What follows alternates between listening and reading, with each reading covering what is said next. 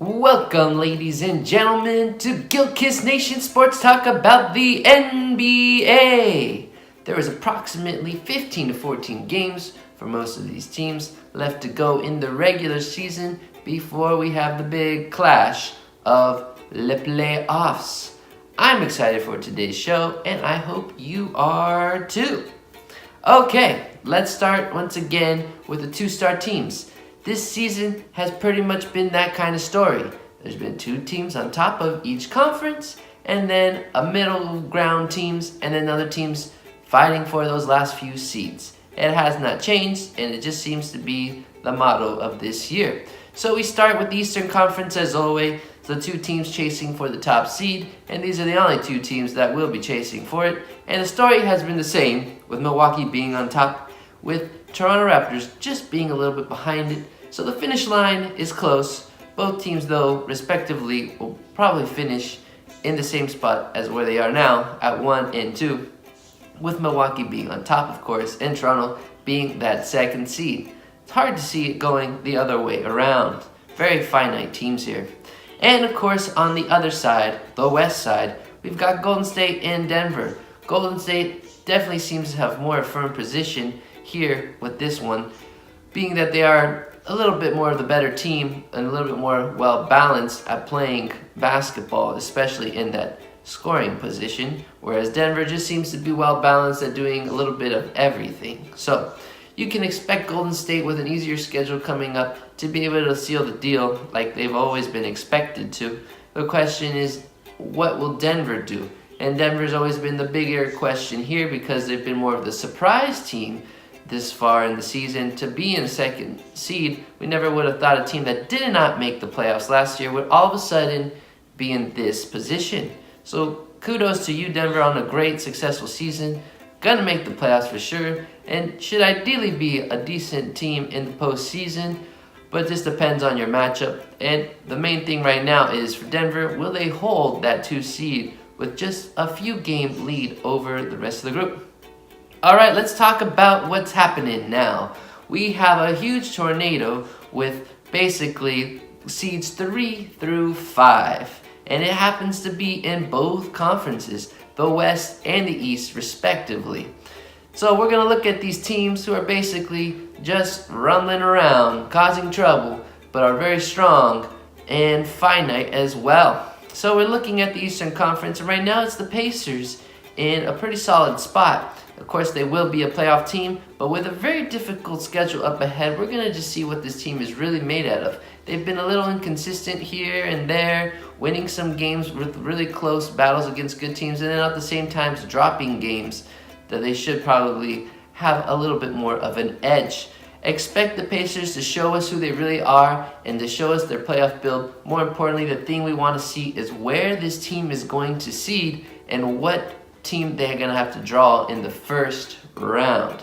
Okay, the next two teams are in a pretty much of a gridlock here. They've been inconsistent at times, but at the same time, they show great prowess.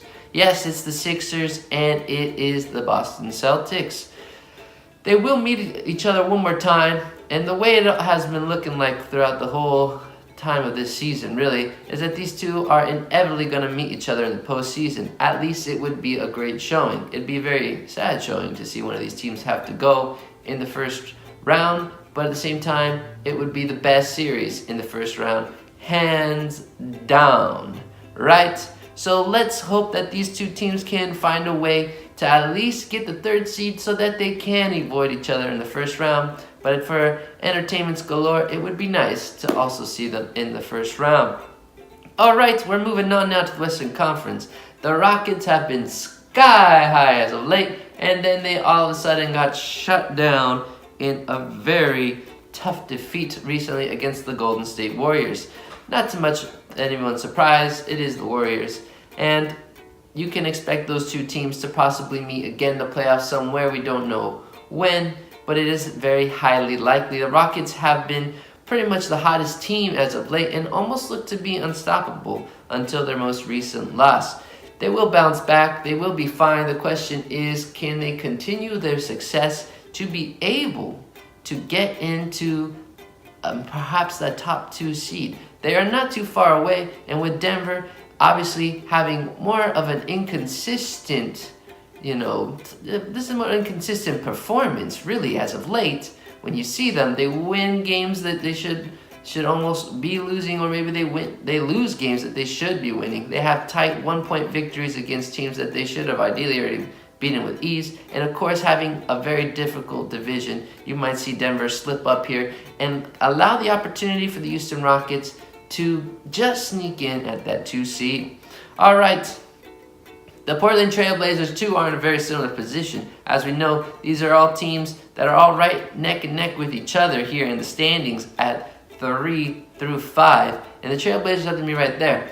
They lead basically off their guard play, and they're going to continue to lean on that. So I expect these guys, given their schedule, to still do well, but I don't see them now kind of climbing into that 2nd seed or anything. They might be able to get a 3 with a little bit of help from other friends, but really, they're going to lock themselves at a 4 seed, and I think it is destiny for them to play the Oklahoma City Thunder. Now, the Thunder have not been doing good as of late. They're 3-7 in the last 10 games, and as we've mentioned in the past, they are definitely on a very, very difficult schedule here, with really challenging games, all the way through the end. They got one of the toughest schedules in the NBA for all these competing teams, and it has not boded well for them, and I don't think it's going to continue to bode well either.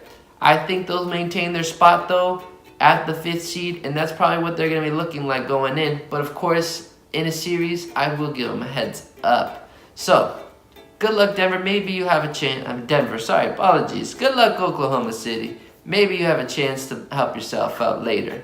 All right. The rest of the teams are ducking it out in the Coliseum.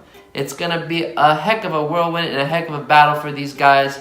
They're all more than likely going to make the playoffs. The question is, which one will prevail to be a 6th seed, right? We start with the Brooklyn Nets. The Brooklyn Nets have been a fascinating team as of late, very mixed. All right, they are pretty much a well-balanced team. They can get 7, 8 guys to score double digits.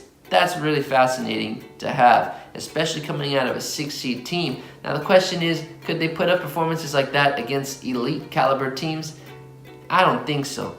But with this Brooklyn Nets team, they are going to have to do so, and they're going to have to do so right now, because the rest of the way their schedule is basically murderous, playing all the best teams you can think about, and they're going to have to find a way to prevail, because otherwise this team will be slaughtered night after night after night, and perhaps even drop out. So keep your eyes on the Brooklyn Nets to see how they do. If they stay in a playoff shape and you see them still in the standings 2 weeks from now at the end of the month, then you know, hey, this team actually might be able to put up a fight in the postseason. They won't be a walkover. All right, so you don't need to bring your brooms out for Brooklyn just yet.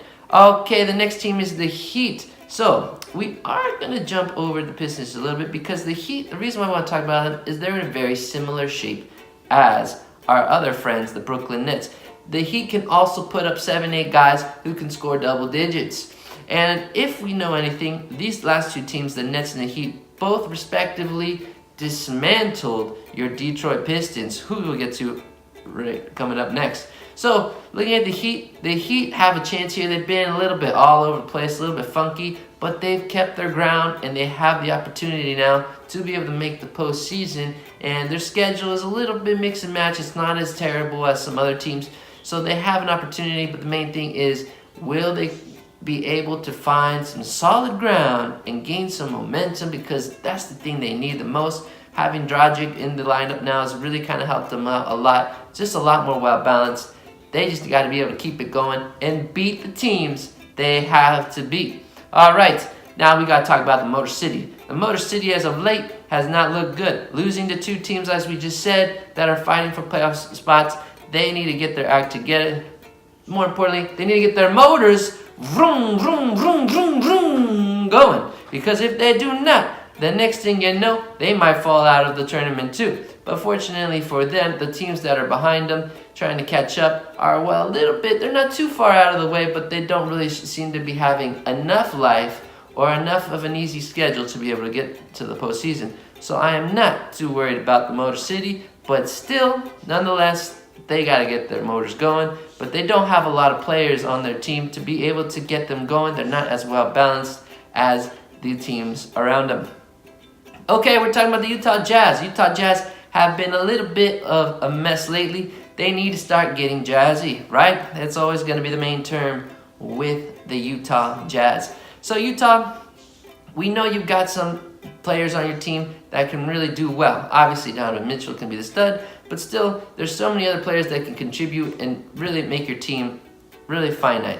They're really in a lockjaw position. These next three teams are really gonna be in the Coliseum fighting to the death for their standing positions. And they're all just a few games, just about 3 games out from being able to get into that realm of the 5th seed or higher. So they're not that far away, but right now their concentration is really just to find more consistency and strength in their play. In Utah, you are going to be the team that I'm going to challenge the most to make sure you can be able to do it, especially because your division is tough. So really got to get out there and prove that you can do it. All right, we're moving on now to the San Antonio Spurs. Winners of 6 games in a row. That's pretty impressive because this team's always horrible on the road. But they've played a lot of home games. And the rest of the remaining year, their schedule is still kind of a little tricky. They do have some tough games and some tough games on the road as well. But they seem, when it needs to be, to put it together. And they're putting everything together now. And I think they will pick each other up